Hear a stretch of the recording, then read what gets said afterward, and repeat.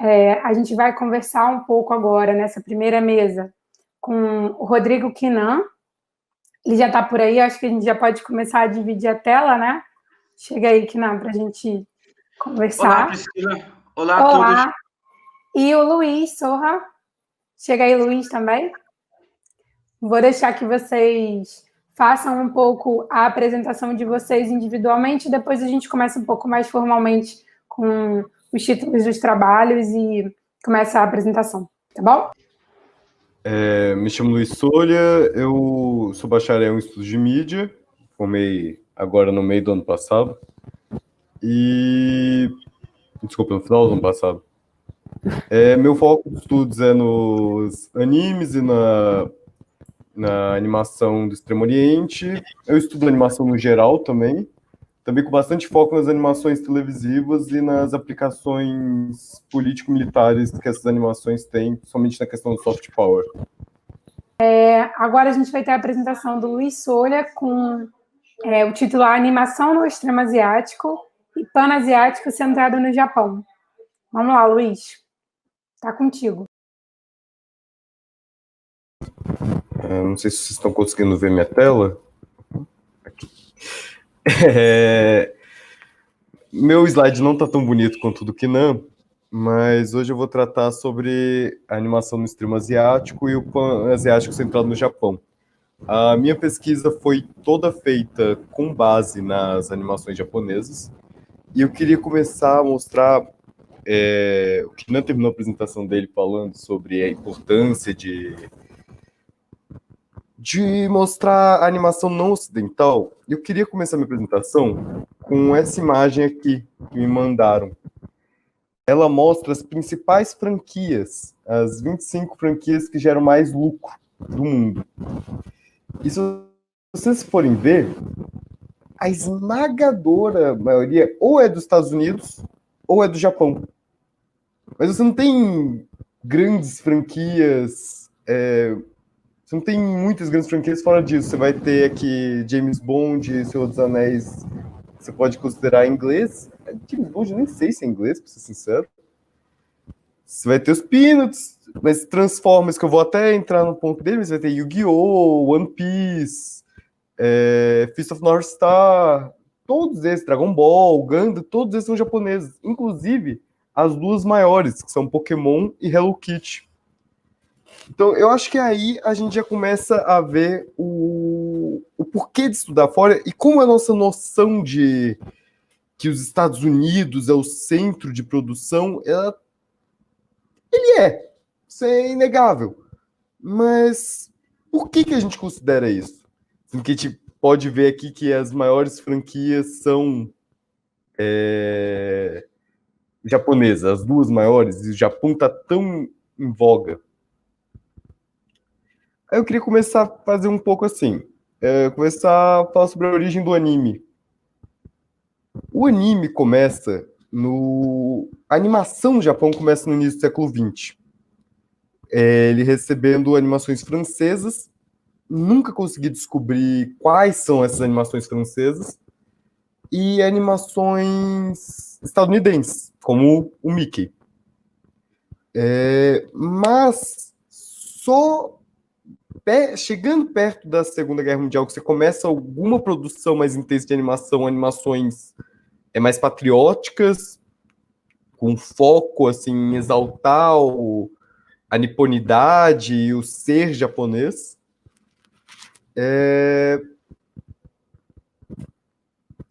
E aí, com o fim da Segunda Guerra, você vai ter a introdução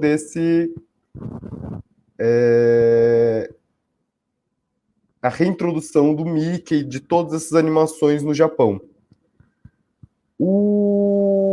Porque o Japão, como eu acredito que todo mundo vai saber, era inimigo dos Estados Unidos, e ele para de importar essas animações estadunidenses durante a Segunda Guerra Mundial, logo após o ataque de Pearl Harbor e da declaração de guerra, né?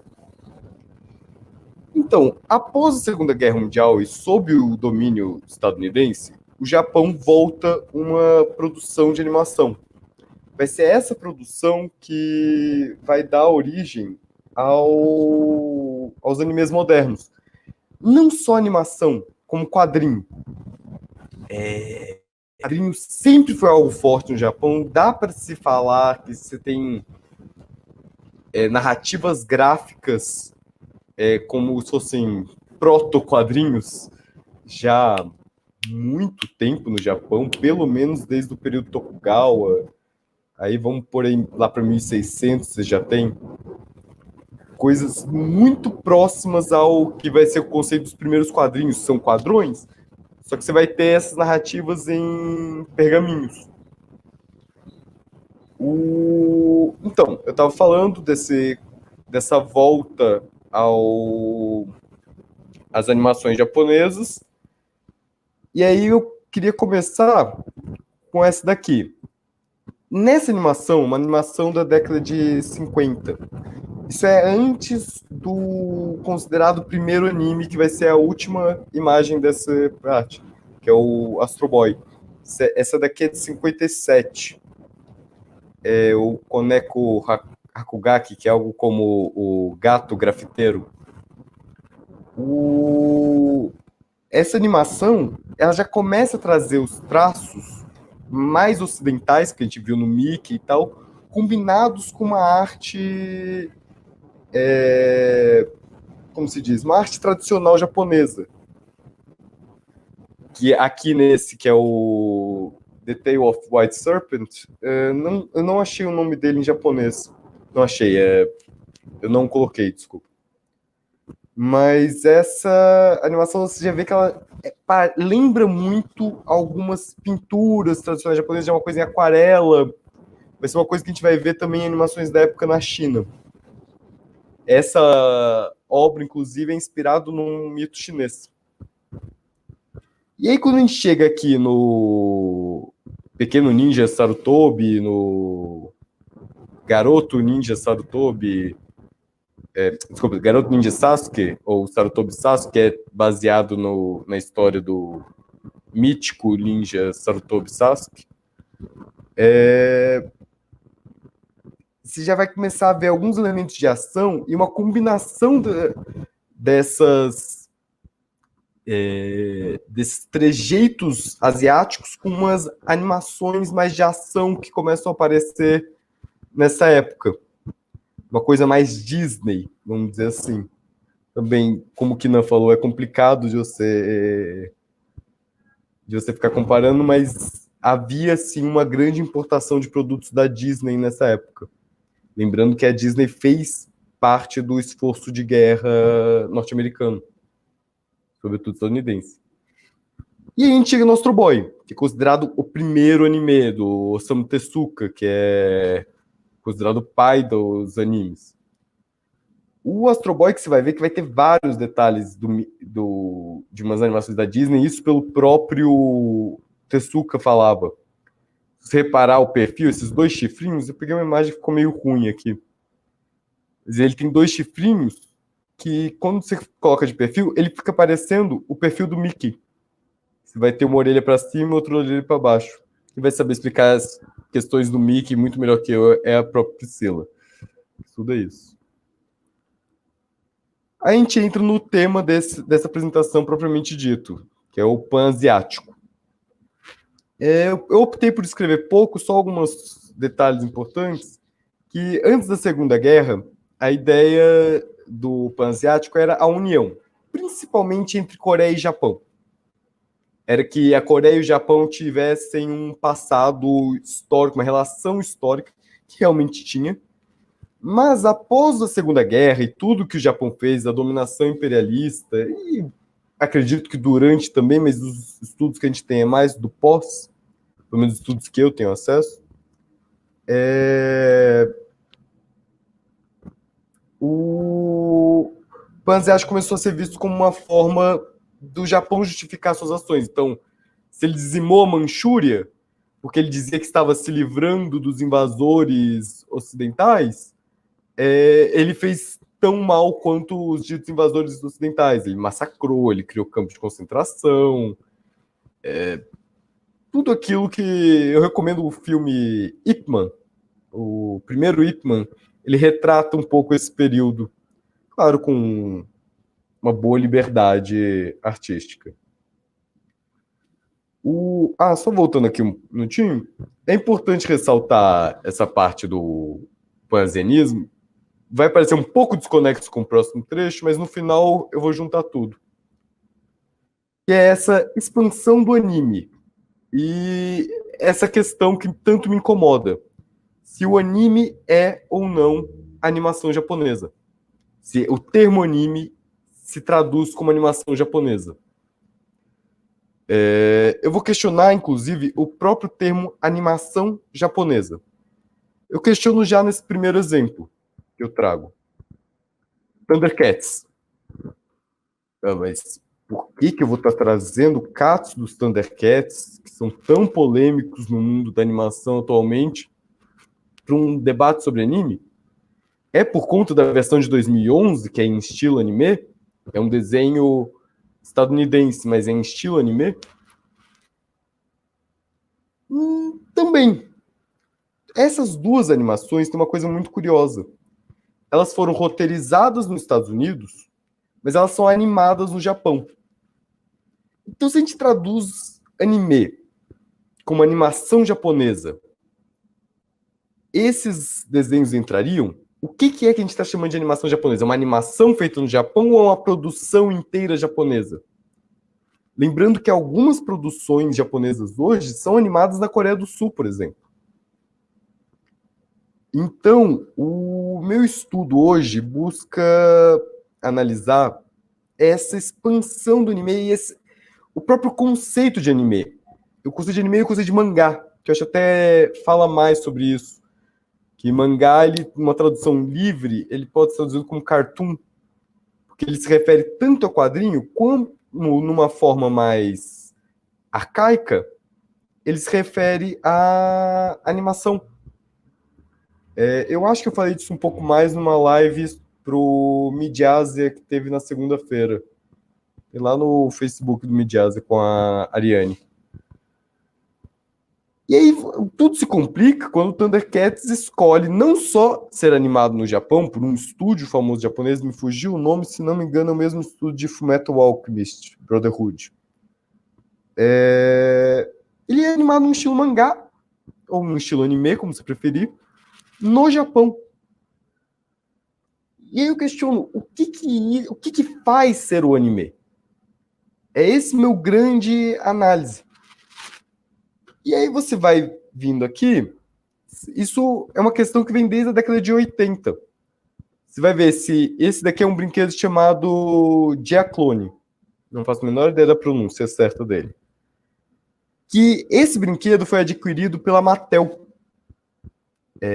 Isso... Eu não sei se foi no final da década de 70 ou no começo da década de 80.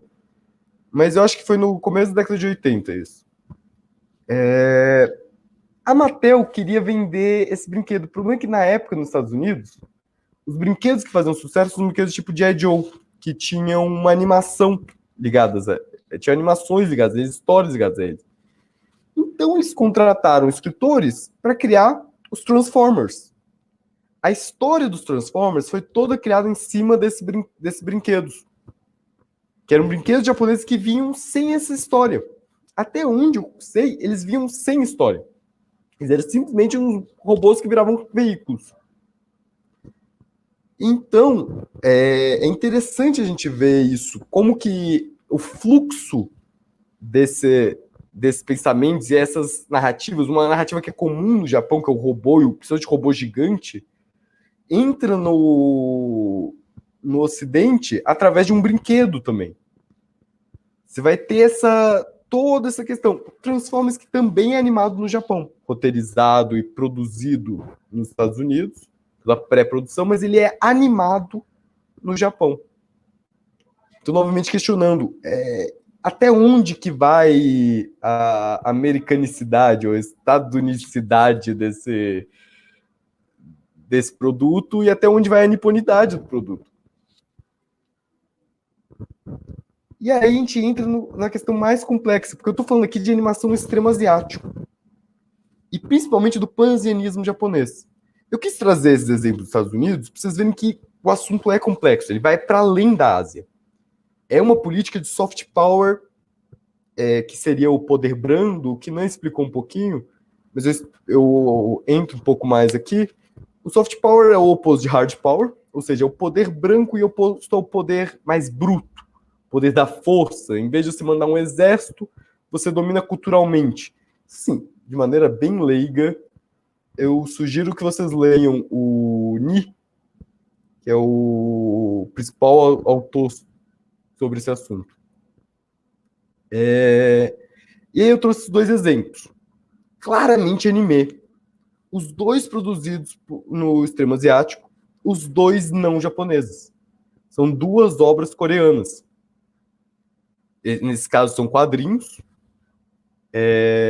Se não me engano, esse Solo Leveling se tornou muito popular no Japão. Mas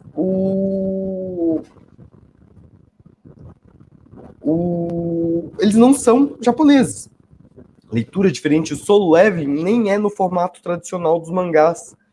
Ele é em formato webtoon, que, se não me engano, foi criado na Coreia, que é um formato onde você lê seguindo o celular. Ele foi feito para se ler no digital, então você lê de cima para baixo, você não tem página. Que é uma coisa desnecessária, principalmente se você vai ler no celular, ou mesmo na web. Essa daqui, para mim, é uma imagem muito chocante. Essa é uma imagem dos primeiros capítulos de Solo Leveling, que, para mim, é anime puro. Você não tem como discordar que aqui teve uma inspiração de anime. E aí você vai abaixando, a coisa só se complexifica quando você vai tratar, por exemplo, de The God of High School ou Tower of God, que são 2 webtoons, os 2 transformados em animações por estúdios japoneses com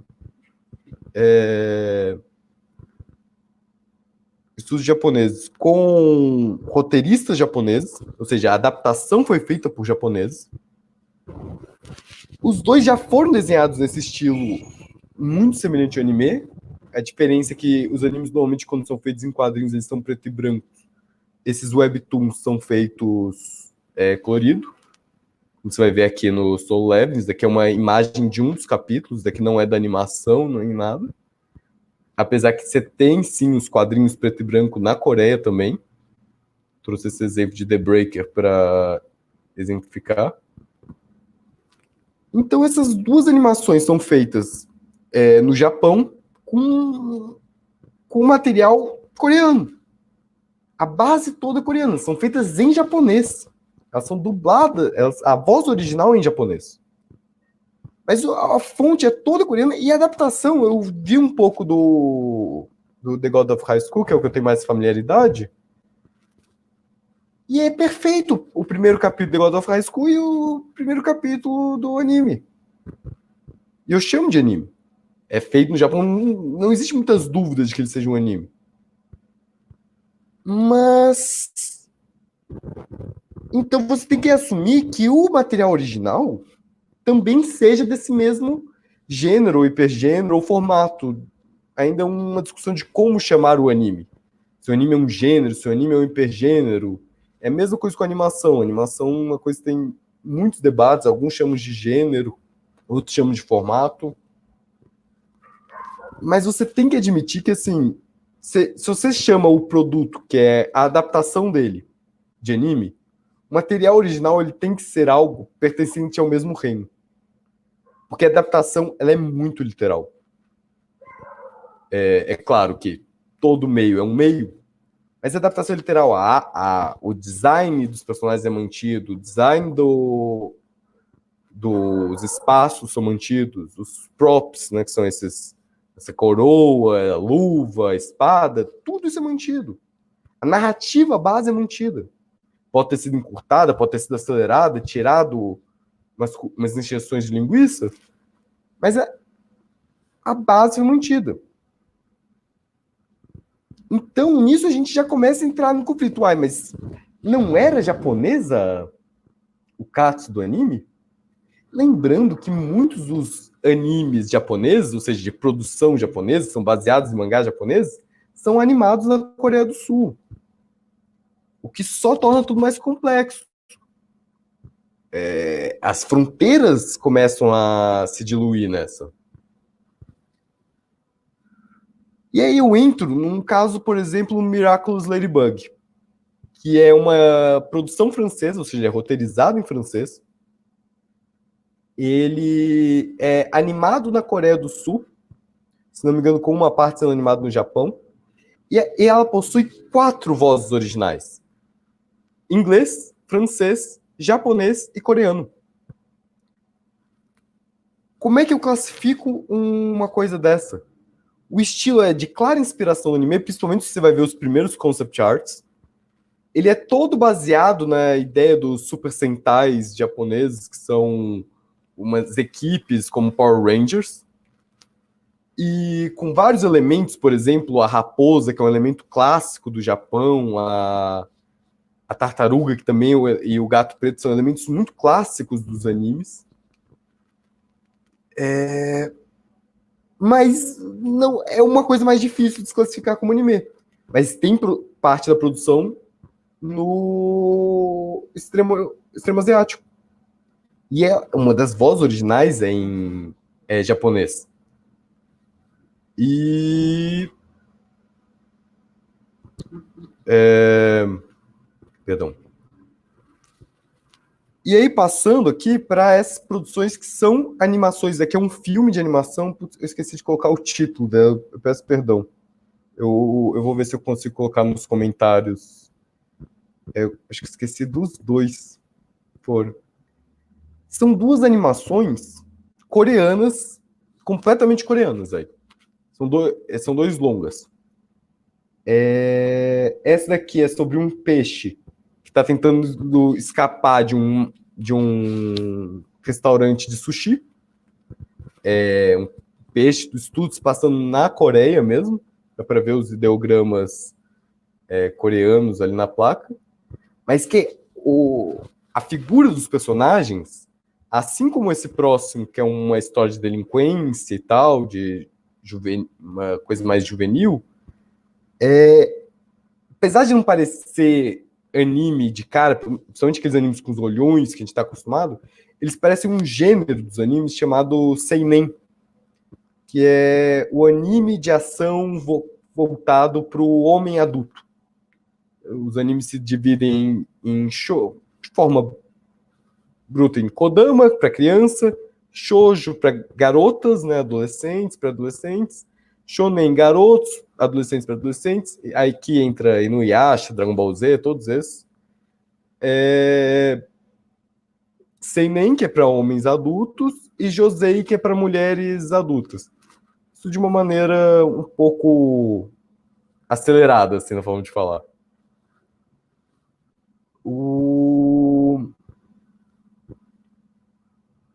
Aqui, bom, então, ele já lembra, esse daqui já lembra de Seinen, que é um formato mais para adulto, mas ainda é um formato de anime. Você vai ver depois, existem shots da escola, por exemplo, você vai ver, parece muito com a mesma cenografia que um anime japonês, a mesma forma de se filmar a cena, de se pensar a cena. E aqui eu entro na China, que é hoje um dos grandes motivadores. A Coreia e a China são hoje as minhas grandes meninas dos olhos, assim. Isso daqui é um quadrinho chinês. Isso daqui é, inclusive, uma página do último capítulo. Esse quadrinho chama Tales of Gods and Demons. Acho que é isso. Histórias de demônios e deuses. É uma coisa assim, a tradução dele. E aqui você vê questões clássicas. Eu tentei pegar uma outra página, mas ela ficou muito ruim. Que você via várias referências a outros animes. Por exemplo, você tinha o personagem L de Death Note aparecendo no fundo. Vira e mexe, você vê um personagem de anime aparecendo no fundo desses quadrinhos chineses. Somente os desse autor. E aí... Mas, de qualquer forma, você percebe vários detalhes japoneses, como o olho, a roupa laranja. A gente tem 2 protagonistas famosos no ocidente de anime shonen, que tem a roupa laranja e esse cabelo espetado, que é o Naruto e o Goku. Eu acho que ele é mais inspirado no Goku, inclusive, esse personagem. Apesar que ele tem os olhos azuis do Naruto também. Você vê assim que ele tem muitas das representações simbólicas dos animes. Os cabelos de cores roxa, umas cores sempre muito chamativas. Você vai ver a mesma coisa nos webtoons coreanos, que também são coloridos. Você vai ver em toda a forma de agir e tal. Com a diferença que na Coreia e na China, você vai ver a introdução de novas filosofias. Principalmente assim, no Japão a gente tem bastante mitologia chinesa, na Coreia a gente vai ter mais, e na China, obviamente, a gente vai ter muita mitologia chinesa. Mas uma mitologia diferente da Coreia e da China, e do Japão. Normalmente é uma questão trabalhando o taoísmo, o confucionismo. Eles trabalham muito essas ideias do taoísmo e do confucionismo nesses quadrinhos. São ideias muito em voga e muito patrocinadas pelo governo chinês atual. E esses quadrinhos também estão se tornando animações, que aí você já vê a perda de alguns símbolos dos animes. Uma coisa é que ele é uma animação em CGI, completamente CGI, que parece CGI. A gente já tem hoje uns CGIs que parecem mais animação, né, feita à mão e tal. Mas você ainda tem os olhos expressivos, as cores, a cenografia.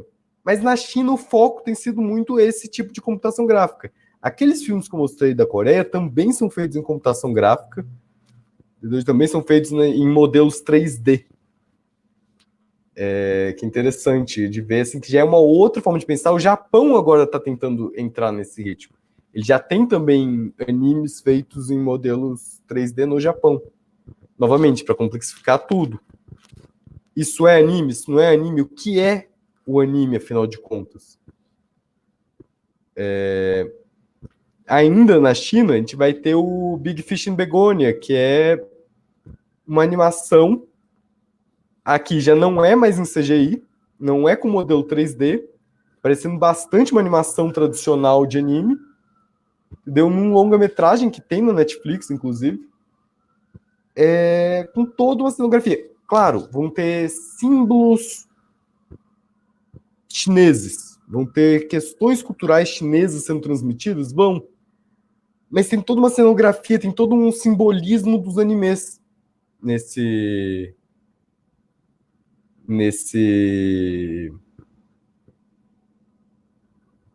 filme. O que eu quero trazer com isso? O que eu quero trazer é o anime. A gente tem tentado traduzir ele como, eu vejo muitos pesquisadores tentando traduzir ele como animação japonesa, mas eu acho que o próprio termo animação japonesa, o próprio termo animação de algum lugar é muito complicado. Quando você tem todo um fluxo global. A gente pode dizer que tem animações com protagonismo de algum lugar. Animações com protagonismo dos Estados Unidos, animações com protagonismo do Japão, animações com protagonismo da Coreia. Mas o anime em si, o que se tornou o anime enquanto estilo, ele é algo que começou a transcender barreiras.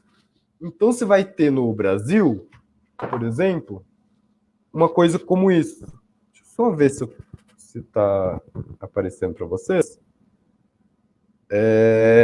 No meu quadrinho aqui, Shoujo Bomb, que é um quadrinho todo feito por meninas, por mulheres, né? Em estilo mangá. Mas é tudo brasileiro. São histórias brasileiras do gênero shoujo, que é um gênero característico dos mangás. Você vai ter outras coisas. Você vai ter o Magenta King com o 9 horas dele, que é uma narrativa toda feita também um estilo mangá mais shonen, como se fosse um mangá mais experimental. Nem sei se ele concorda muito, mas o estilo assemelha muito sobre uma viagem que ele fez ao Japão. Não sei se dá para ver muito bem daí. Eu recomendo muito ler esses quadrinistas. Aí você vai ter Tormenta RPG, Tormenta RPG, que é um RPG brasileiro, todo com as ilustrações todas feitas em estilo anime, estilo mangá. E aí, quando você vai falar de Ocidente, você até pode falar, pô, você tem um distanciamento cultural muito grande e tal. Mas quando a gente vai trazer essa questão para a Ásia, principalmente para o extremo asiático, a aproximação cultural é muito grande. As trocas culturais.